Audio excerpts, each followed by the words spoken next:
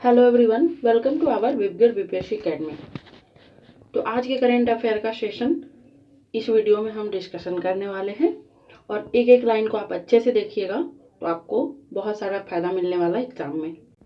पहला टॉपिक है हमारा, संयुक्त राष्ट्र द्वारा पहली बार शिपिंग उद्योग पर कार्बन टैक्स लगाया गया है।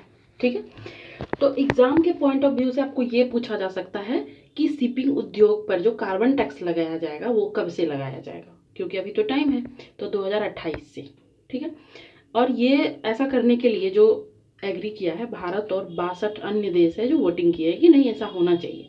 अगर ऐसा होता है तो ग्रीन हाउस गैस में कमियां आएगी और ग्रीन हाउस गैस में अगर कमी आती है तो क्या होगा, क्लाइमेट चेंज को रोका जा सकेगा। ठीक है, नेक्स्ट टॉपिक है पोइला बोईशाख द्वारा नववर्ष मनाया गया। ठीक है, ये एक बंगाली कम्युनिटी के द्वारा मनाया जाता है। जो बैसाख का पहला दिन होता है उस दिन मनाया जाता है और वहाँ उस दिन नववर्ष के रूप में मनाया जाता है। ठीक है, तो इस बार ये 15 अप्रैल को हुआ है। पूछा जा सकता है आपको कि पोइला बोईशाखा द्वारा नववर्ष मनाया गया, ये किस कम्युनिटी के हैं, तो बंगाली कम्युनिटी, ये ध्यान में रखना है। ठीक है, नेक्स्ट है जीआई टैग। देखिए हर एग्जाम में आपको जीआई टैग से एक क्वेश्चन मिलता है, जीआई टैग से क्वेश्चन मिलता है और क्वेश्चन पूछने का जो ढंग है ये भी ऐसा रहता है कि जैसे यहाँ पे है पट्टेडा अंचू साड़ी को जीआई टैग मिला है। ठीक है, तो वो किस जगह से संबंध रखते हैं, तो ये कर्नाटक के हैं पट्टेडा अंचू साड़ी, और ये हैंडमेड है, हाथ से बनाया जाता है। तो इसको ध्यान में रखना, कहाँ का है, कर्नाटक का है और हाथ से बनाया जाता है। इसको अभी हाल फिलहाल में ही जीआई टैग मिला है और अभी अभी तुरंत यूपी के 21 प्रोडक्ट को जीआई टैग मिला है। मतलब भारी संख्या में वहाँ प्रोडक्ट है जिसको जीआई टैग मिला। तो एक बार आप लोग उसको देख सकते हैं या इसका लिंक हम कमेंट सेक्शन में डाल देंगे, तो वहाँ से भी खोल के आप देख सकते हैं, क्योंकि जीआई टैग वाला क्वेश्चन थोड़ा इंपॉर्टेंट होता है। नेक्स्ट टॉपिक है गैलियम नाइट्राइड आधारित सेमीकंडक्टर प्लांट। ठीक है, ये प्लांट जो है ये भारत का पहला प्लांट होगा और ये छत्तीसगढ़ के रायपुर में लगाया जाएगा, तो ये भी इम्पोर्टेंट है।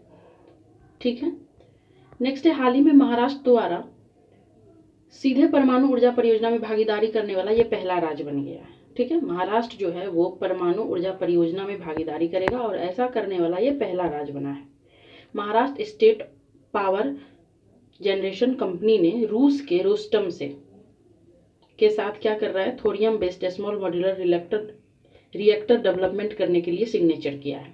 तो ध्यान रखना है, इसलिए रखना है कि ये फॉरेन कंट्री के साथ मिल करके ऐसा कर रहा है, तो फॉरेन का जो है उसका भी नाम रखना है रोसाटम, इसको ध्यान में रखना है इस कंपनी को, रोसाटम। महाराष्ट्र पहली बार है जो ये परमाणु ऊर्जा परियोजना में भागीदारी कर रहा है। सबसे पहली बात तो ये हो गई। दूसरी बात किसके साथ मिल करके, तो रूस के रोसाटम से मिल करके। नेक्स्ट है अंतर्राष्ट्रीय युवा सम्मेलन का आयोजन।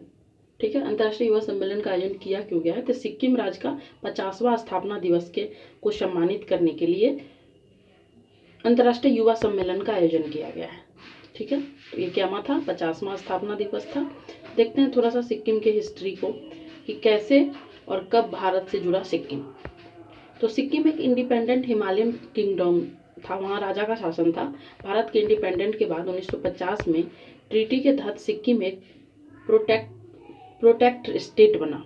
ठीक है, जिसके तहत भारत सिक्किम का एक्सटर्नल अफेयर, डिफेंस और कम्युनिटी को संभालता था। 1975 में सिक्किम में जनमत कराया गया।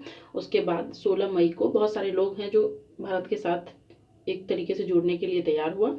16 मई 1975 को 36 कॉन्स्टिट्यूशनल अमेंडमेंट एक्ट के तहत भारत का 22वां राज्य बन गया है।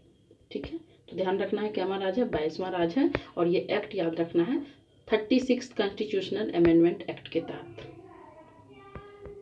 ठीक है, नेक्स्ट है ब्राइस ओलीगुई न्यूगुएमा किस देश के राष्ट्रपति नियुक्त है। कैसे कैसे नाम होते हैं, ये राष्ट्रपति है गैबोन के। ठीक है, गैबोन के राष्ट्रपति है और इनको जो वोट हासिल किए हैं वो 19.35%, मतलब लगभग मान लीजिए 100% वोट के साथ ये जीते हैं। और अफ्रीका का ये एक देश है और कैपिटल उसका क्या है, लिब्रेविल।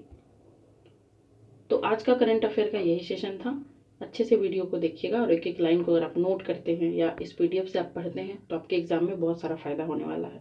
Thank you for watching.